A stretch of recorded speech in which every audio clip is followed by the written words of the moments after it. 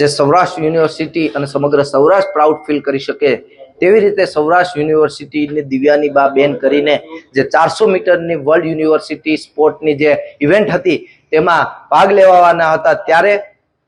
તંત્રની ઘોર બેદરકારી અને કિક યુનિવર્સિટીના ભ્રષ્ટાચારના હિસાબે આ વિદ્યાર્થીની આ ઇવેન્ટમાં ભાગ ના લઈ શકી. હું ખાતરી સાથે કહું છું કે જો આ બેને એમાં ભાગ લીધો હોત, એની મહેનત જોઈને હું કહું છું કે તો આ સૌરાષ્ટ્ર યુનિવર્સિટી અને સમગ્ર દેશનું નામ રોશન કરત એ ઇવેન્ટ જીતીને. પણ ક્યાંક ને ક્યાંક આપણે સૌરાષ્ટ્ર યુનિવર્સિટીની પણ ભૂલ એ રીતના ગણી શકાય કે સૌરાષ્ટ્ર યુનિવર્સિટી ઠેક લગી ફોલોઅપ લેવું જોઈએ, એ ફોલોઅપ લેવાનું નથી. અમને માહિતી મળી એ મુજબ જો આ સરકાર ખેલસે ગુજરાતની વાતો કરે છે, કરોડો રૂપિયા વાપરે છે, માત્ર ને માત્ર વાતો કરે છે, પણ જો આ સરકારે પણ થોડું ઘણું ધ્યાન દીધું હોત તો આ બેન એ ઇવેન્ટમાં ભાગ લઈ શકત, સમગ્ર દેશ અને સૌરાષ્ટ્રનું નામ રોશન કરી શકત. તો દુઃખની બાબત છે કે આ બેન ભાગ આ તંત્રના હિસાબે ના લઈ શક્યા. અને બીજો મુદ્દો અમારો હતો કે સૌરાષ્ટ્ર યુનિવર્સિટીના સ્પોર્ટમાં ખૂબ એક મોટો ભ્રષ્ટાચાર ચાલુ છે, તો કાયમી સૌરાષ્ટ્ર યુનિવર્સિટીમાં શારીરિક શિક્ષણ નિયામકની ભરતી કરવામાં આવે અને જે ભ્રષ્ટાચાર છે એ બંધ કરવામાં આવે. હવે આ ઇવેન્ટ બીજી વખત તો આપણે આ બેનને એમાં નથી ભાગ લેવડાવી શકતા, પણ આવનારા દિવસોમાં કોઈ વિદ્યાર્થી જોડે